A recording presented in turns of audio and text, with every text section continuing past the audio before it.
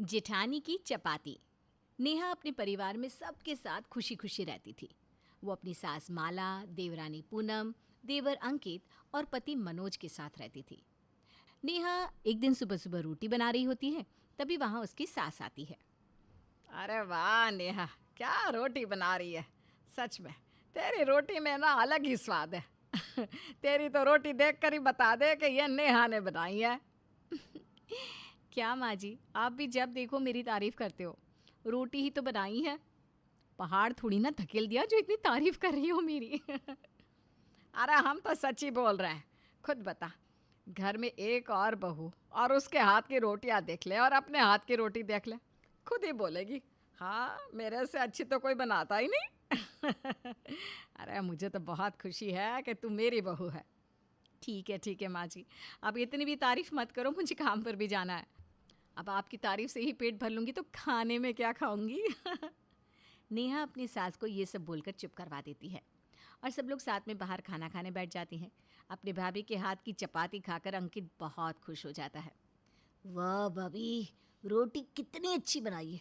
2 रोटी और दे दो ना, मुझे तो और भूख लग रही है रोटी खाकर। चपाती हो तो मेरे भाभी के हाथों वाली हो। क्या देवर जी, अब तक तो माँ जी ही बोल रही थी, अब तुम भी शुरू हो गए। और इतनी तारीफ मत किया करो, घर में दूसरी बहू भी है ना, उसकी कोई तारीफ ना करे तो उसको बुरा नहीं लगेगा। हम तुम्हारी तारीफ किसी को बुरा लगाने के लिए नहीं कहते हैं, बल्कि तुम सच में इतनी अच्छी रोटियां बनाती हो इसलिए कहते हैं। और झूठ तो नहीं कहा। और यही बात खुद पूनम भी जानती है। क्या पूनम, हम सही कह रहे हैं ना? सही में जेठ जी बिल्कुल सही कह रहे हैं। मैं तो खुद ही सोचती हूँ, काश मैं भी आपकी तरह चपाती बनना जानती। आप कितनी बड़ी और फूली हुई अच्छी सी चपाती बनाती हो। मेरे से तो ना गोल बनती है ना ही अच्छी, जला ही देती हूँ हमेशा। पता नहीं मैं कब आपकी तरह चपाती बनाना सीख पाऊँगी। अरे तुम ऐसा क्यों बोल रही हो, तुम भी सीख जाओगी जल्दी ही ये चपाती बनाना। और ये कोई बड़ी बात थोड़ी ना है, जैसे मैं सीखी थी तुम भी सीख जाओगी। अरे रहने देना बहू, जिस इंसान को सीखना हो ना वो अब तक सीख चुका होता। तेरी देवरानी की तरह बहाना नहीं बनाता कि मैं अभी कब सीखूंगी। अरे तू देख खुद को, तूने आज तक किसी से नहीं सीखा। तू तो जब से आई है तब से ऐसी अच्छी रोटियां बनाती हैं। लेकिन नहीं, इसको तो बस हमेशा बहाने ही बनाने हैं। मैं कब सीखूंगी। माँ जी, आप भी क्या उसे सुना रही है। अरे रोटियाँ ही तो है, अच्छी नहीं बनाती इसका मतलब ये थोड़ी ना है कि कोई काम अच्छा नहीं करती। घर में सबसे अच्छी सब्जी तो पूनम ही बनाती है, तब तो आप उसकी तारीफ नहीं करते। लेकिन चपाती नहीं बना पाती तो आप इतना सुना रही हो। अरे सुनने वाले काम करेगी तो सुनाया ही जाएगा ना। पति के दिल का रास्ता उसके पेट से होकर जाता है, और इसको तो बस पति के जेब का रास्ता चाहिए। पैसे मिल जाए और कुछ नहीं करना। एक तू है, काम भी करती है बाहर और घर में भी इतनी बढ़िया चपाती बना लेती है, फूली हुई अच्छी गोल। लेकिन इससे तो वो तक नहीं हो पाता। अरे कहाँ से ले आए हम इसे अपने घर की बहू बनाकर। माला की बात सुनकर पूनम को बहुत ज़्यादा बुरा लगता है। वो रोते हुए अपने कमरे में चली जाती है। नेहा को भी अपने काम पर जाने की काफ़ी देर हो रही थी, इसलिए वो इस बात को यहीं छोड़कर अपने जॉब पर चली जाती है। शाम को जब वो अपनी जॉब से आती है तो देखती है कि पूनम अपने कमरे से निकले ही नहीं।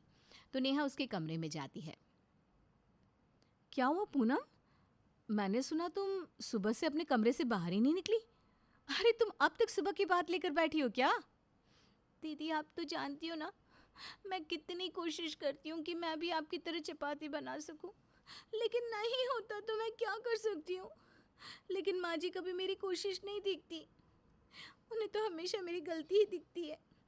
आज माँ जी ने मुझे इतना सुना दिया, मुझे सच में बहुत बुरा लगा। अरे तुम माँ जी की बातों को दिल पर मत लो, वो ना बस मुंह से ही सख्त बनती है, लेकिन उनका दिल बहुत ही नरम है। तुम जानती हो ना वो तुम्हें भी कितना मानती है, और गलतियां होने पर हम दोनों को ही तो डांटती है। अरे कोई बात नहीं ना। नहीं दीदी ऐसा नहीं है, माँ जी बस आपको ही मानती है और आपको ही प्यार करती हैं। मैंने देख लिया आज माँ जी ने मुझे इतना कुछ सुना दिया, सच में मेरा दिल बहुत ज़्यादा उदास है। अब देखना, मैं भी ना अच्छे से चपाती बनाना सीख कर ही रहूँगी। हाँ हाँ बिल्कुल, क्यों नहीं, तुम तो मुझसे भी अच्छी चपाती बनाना सीख जाओगी। मुझे तुम पर पूरा विश्वास है और इस काम में मैं तुम्हारी मदद करूँगी। अब से मैं तुम्हें रोज़ चपाती बनाना सिखाऊंगी, क्योंकि माँ जी के ये रोज़ रोज़ के ताने तुम्हें देना मुझे भी अच्छा नहीं लगता। हाँ, मैं खुद इरिटेट हो चुकी हूँ माँ जी की इस बात से। सच में दीदी, आप मुझे चपाती बनाना सिखाओगी? हाँ बिल्कुल, मैं तुम्हें चपाती बनाना बिल्कुल सिखाऊंगी, और वो भी इतने अच्छे से कि तुम जल्दी ही चपाती बनाना सीख जाओगी। अब नेहा हर रोज़ पूनम को चपाती बनाना सिखाने लगती है, और पूनम भी काफ़ी दिल से चपाती बनाना सीखने की कोशिश करती है। कई दिनों की कोशिश से और नेहा की मेहनत से पूनम को अच्छे से चपाती बनाना आ ही जाता है। एक दिन जब पूनम ने चपाती बनाई तो ये देखकर माला बोल पड़ी। अरे वाह, गोल गोल बड़ी बड़ी फूली हुई चपाती। ये तो पक्का मेरी नेहा बहू ने ही बनाई है, क्योंकि ये चपाती बनाना तो मेरी दूसरी बहू पूनम के पास की बात ही नहीं है। माँ जी, इस बार आप मार खा गई। ये चपाती मैंने नहीं बनाई है, बल्कि आपकी बहू पूनम ने ही बनाई है, जिसको आप कभी कुछ समझती नहीं। ये चपाती पूनम ने बनाई है। कितनी अच्छी बनाई है ना, जैसे आपको पसंद है ठीक वैसे ही। क्या? ये पूनम ने बनाई है? लेकिन उसे तो आती नहीं, तो ये वो कैसे बना सकती है? माँ जी, आती नहीं है, लेकिन अब आ गई है, क्योंकि आपने जितना उसे सुना दिया तो अब सीख गई। और मैं भी बहुत तंग हो गई थी आपकी बातों से, इसलिए मैंने अपनी देवरानी को चपाती बनाना सिखा ही दिया। ये तो बहुत अच्छी बात है, मेरी दोनों बहू इतनी अच्छी चपाती बनाना सीख गई।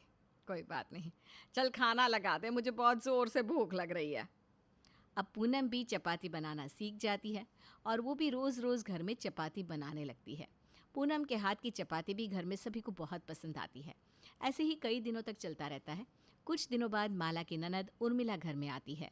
उर्मिला को देखकर माला कहती है, अरे दीदी आप, अरे आपको आना था तो बता देती, किसी को भेज देती मैं लेने के लिए। आपने तो बताया भी नहीं कि आप आने वाले हैं। अब क्या मुझे अपने भाई के घर में आने के लिए भी किसी को बताने की ज़रूरत पड़ेगी? मेरा मन हुआ तो आ गई मैं तुमसे मिलने। क्या तुम लोगों को मुझे देखकर खुशी नहीं हुई? अरे दीदी आप भी ना कैसी बातें कर रही हैं। आपको देखकर तो बहुत खुशी हुई मुझे, बल्कि इतना अच्छा लग रहा है कि अब आपको जाने ही नहीं देंगे कुछ दिनों तक। मैं तो खुद ही मन बनाकर आई हूँ। अब यहाँ पर कुछ दिनों तक रुक के ही जाऊँगी। आखिर मैं भी तो देखूँ, मेरी भाभी मेरी खातिरदारी करना भूल तो नहीं गई। अरे मैं कुछ नहीं भूली। अच्छा हुआ अब आप आ गए। अब देखना आप मेरी दोनों बहू से मिलकर ना खुश हो जाएंगे। आप जाइए अपने कमरे में आराम कर लीजिए, मैं तब तक खाने की तैयारी करवाती हूँ। माला पूनम को जाकर खाने की तैयारी करने को बोल देती है, और पूनम भी खाने की तैयारी करने लग जाती है और अपनी बुआ सास के लिए खाना बनाने लगती है। शाम को जब सब खाना खाने बैठते हैं तो पूनम सबको खाना परोसती है। बुआ को गोल गोल फुली हुई बड़ी सी चपाती देती है, जिसे देखकर उर्मिला कहती है, ये रोटी किसने बनाई? ये तो काफ़ी अच्छी लग रही है दिखने में। ये मेरी छोटी बहू ने बनाई है। अभी हाल ही में ऐसी रोटी बनाना सीखी है।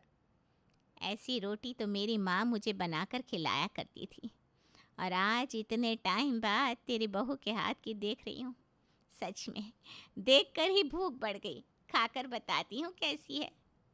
उर्मिला चपाती खाने लगती है। वो जैसे ही चपाती खाती है उसे काफ़ी ज़्यादा स्वादिष्ट लगती है, इसलिए वो एक साथ 3-4 चपाती खा जाती है। सबका खाना होने के बाद जब सारे हॉल में बैठते हैं तो उर्मिला अपने गले से बहुत ही कीमती सोने का हार निकालती है और पूनम को पहनाते हुए कहती है, ये मेरी तरफ से बहू, तू सच में इतनी अच्छी चपाती बनाती है, मेरा तो दिल खुश हो गया। आजकल की लड़कियां इतनी अच्छी चपाती बनाना कहाँ जानती हैं। ये देखकर ही मुझे खुशी हो गई, इसलिए ये हार मेरी तरफ से तुझे। ये मैं कैसे ले सकती हूँ बुआ जी, ये तो बहुत ही कीमती लग रहा है। अरे बुआ जी, मैं भी अच्छी चपाती बनाना जानती हूँ। मैंने ही तो पूनम को चपाती बनाना सिखाया है, तो एक हार तो मेरे लिए भी बनता है ना। अरे आती होगी तुझे चपाती बनाना, लेकिन घर को तो पूनम बहू ही संभालती है, और लोगों का पेट भरना बहुत अच्छा काम है, वो भी ऐसे स्वादिष्ट खाने से। सच में बहुत अच्छा किया तूने, इतना अच्छा खाना खिलाकर। और ये हार तो मेरी प्यारी बहू पूनम के लिए ही है। देखो ना, बुआ जी इतना कीमती हार मेरी देवरानी को दे रही है, जबकि उसे सिखाया तो मैंने ही था रोटी बनाना। अब तुम ही बताओ, ये हार तो मुझे मिलना चाहिए ना। एक तो मैं घर की बड़ी बहू भी हूँ, और ऊपर से ये चपाती बनाना मैंने ही तो सिखाया है पूनम को। तो किसने बोला था सिखाने को? अब सिखा दिया तो भूख तो। अपना टैलेंट किसी और को दोगी तो उसका फ़ायदा तो उठाएगी ना। अब आया ना मज़ा। मैंने तो पहले ही बोला था ये सब करना ही नहीं चाहिए था। अब देखो इतना कीमती हार तुम्हारी देवरानी को मिल गया। आपको तो बहुत खुशी हो रही होगी ना इतना कीमती हार मेरे हाथ से जाते हुए देखकर। कोई बात नहीं, अब आपको ही मुझे ऐसा हार दिलाना पड़ेगा। नेहा और मनोज दोनों को ही काफी बुरा लगता है, लेकिन अब पछताए क्या होत जब चिड़िया चुग गई खेत।